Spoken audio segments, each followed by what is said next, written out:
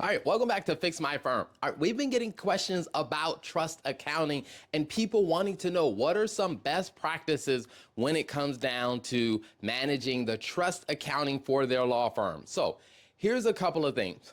The first thing I would say is if you don't already have a separate trust account, like a separate bank account, separate from your operating account, you need to do that immediately. That is something that I've seen a lot of firms just trying to manage it all within their operating account. And I'm telling you, that is probably a nightmare situation, especially when it is time to reconcile or if you ever get asked for an audit, like that's just going to be a nightmare. So the first thing is make sure you have a separate bank account for your trust account. And then what you want to do is you want to make sure that every dollar that goes in or out of your trust account, exactly who that is related to, like what client, what case is that related to? Because a lot of times what I often find is that firms are doing their, whether it's their trust pools or they're making deposits, they're not really checking and they don't really have a way of really identifying like what client is this deposit related to. You want to make sure that you know who every dollar belongs to, because if you can't answer that question, then you're really probably not in compliance with your state bar's rules around trust accounting. Also, one of the things that I think would be very helpful is working with a bookkeeper who can actually track this in the accounting system. So a common thing that we usually do for all of our law firm clients is every dollar that goes in and out of their trust account is going to show up in the accounting system. So what we usually do is in the accounting system, we itemize every transaction down to the client level. Because if we itemize it down to the client level, what it will do is it will make it a lot easier for us to be able to compare what happened there in the accounting system to what actually happened in your law practice management system.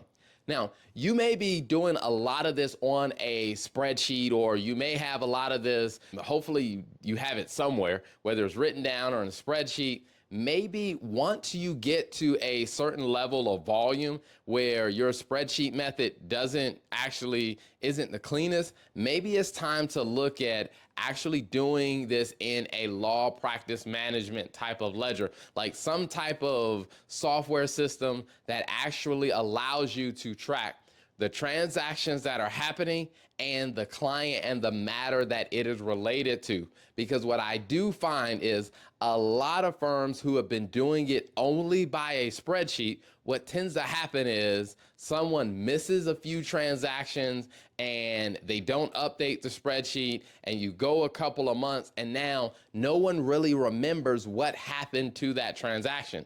So if you got a ton of transactions, maybe it's time to look at a law practice management system.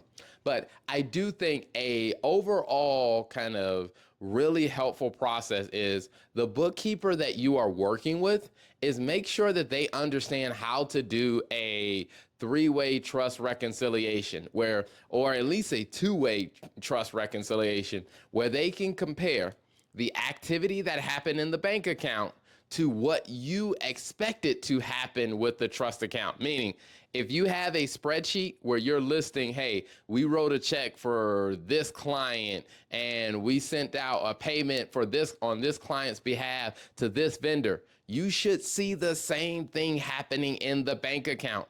And the bookkeeper is there to reconcile that. Now, I've seen a lot of law firms working with a bookkeeper because they got a really good deal. And a lot of times when you get a really good deal on the bookkeeping service for a law firm, what that often means is that that bookkeeper doesn't have experience working with law firms. And the reason why you got a good deal is because they didn't know how much work it was going to take to actually do the bookkeeping for your law firm. So you want to make sure that you're vetting that and asking, do you have experience doing bookkeeping for a law firm? How do you actually approach, or how do you do three-way trust reconciliations? If they don't have a good answer, that's probably not the right bookkeeper for you to work with. So just to recap, some best practices. Have a separate bank account for your trust account. The second thing is make sure you can actually tie every transaction back to a specific client or matter. And then number three is you want to make sure that you have a reconciliation process in place. Typically, that is going to be done by your bookkeeper, where your bookkeeper is going to look at what transactions happen in the bank account and then compare that to either your manual spreadsheet that you use, or they're going to compare it to your law practice management system. So they should be able to see whatever happened in one system should also be in the other system, so you have that matching process. And if you ever find any discrepancies or some differences, what you definitely should do is address it as soon as possible, because based on your state bar rules, that is really what you should be doing. Is you should be rectifying any variances as soon as possible. So those are my tips on helping you have best practices around trust accounting.